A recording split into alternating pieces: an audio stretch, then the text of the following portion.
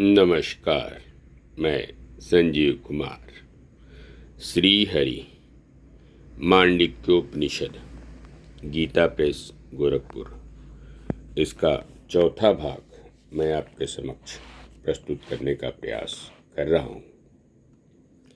कालज्ञ अर्थात ज्योतिषी लोग कहते हैं काल ही परमार्थ है।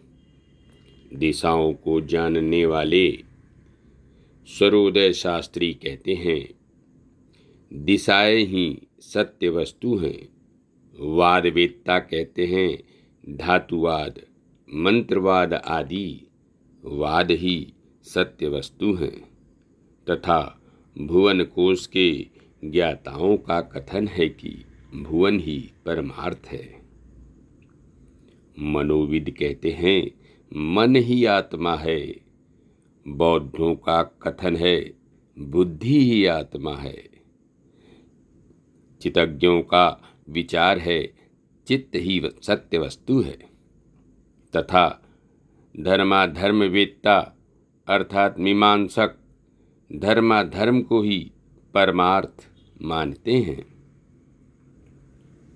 कोई सांख्यवादी 25 तत्वों को, कोई 26 को और कोई जैसे पाशुपत 31 तत्वों को सत्य मानते हैं, तथा अन्य मतावलंबी परमार्थ को अनंत भेदों वाला मानते हैं। प्रधान, महत्तत्व, अहंकार, पंच तन्मात्र, पंच ज्ञानेन्द्रियाँ, पंच कर्मेंद्रियाँ, 5 विषय और मन, ये सांख्य के 25 तत्व हैं।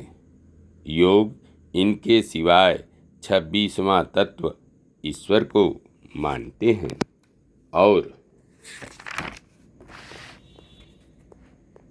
पाशुपतों के मत में इन 25 तत्वों के अतिरिक्त राग, अविद्या, नियति, काल, कला और माया, ये 6 तत्व और हैं। लौकिक पुरुष लोकानुरंजन को और आश्रमवादी आश्रमों को ही प्रधान बतलाते हैं।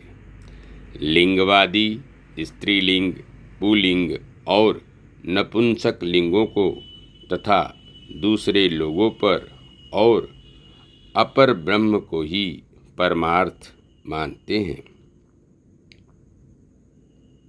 सृष्टिवेत्ता कहते हैं सृष्टि ही सत्य है। लयवादी कहते हैं लय ही परमार्थ वस्तु है, तथा स्थितिवेत्ता कहते हैं स्थिति ही सत्य है।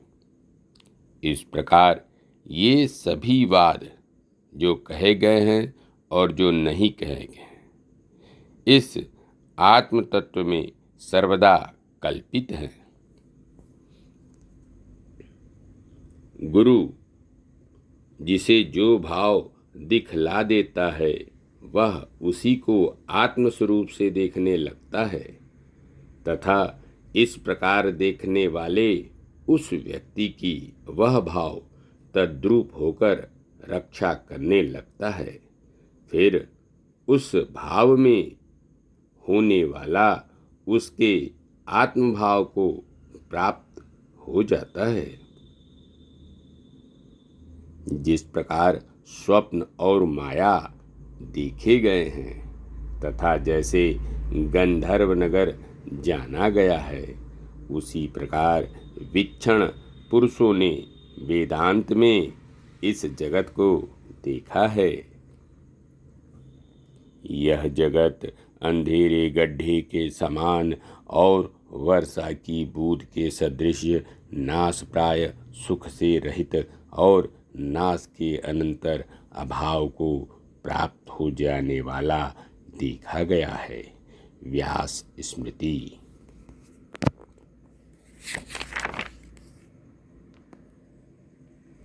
न प्रलय है न उत्पत्ति है, न बद्ध है न साधक है, न मुमुक्षु है और न मुक्त ही है। यही परमार्थता है। यह आत्म तत्व प्राण आदि असद भावों से और अद्वैत रूप से कल्पित हैं। वे असद भाव भी अद्वैत से ही कल्पना किए गए हैं। इसलिए अद्वैत भाव ही मंगलमय है। जिसके राग, भय और क्रोध निवृत्त हो गए हैं, उन वेद के पारगामी मुनियों द्वारा ही यह निर्विकल्प प्रपंचोपशम अद्वैत तत्व देखा गया है। तत्वदर्शी का आचरण।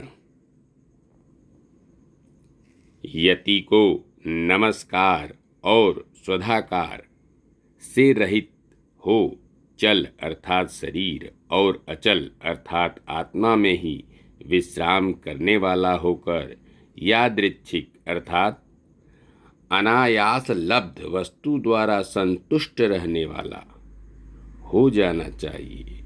धन्यवाद। नमस्कार। शेष अगले अंक में।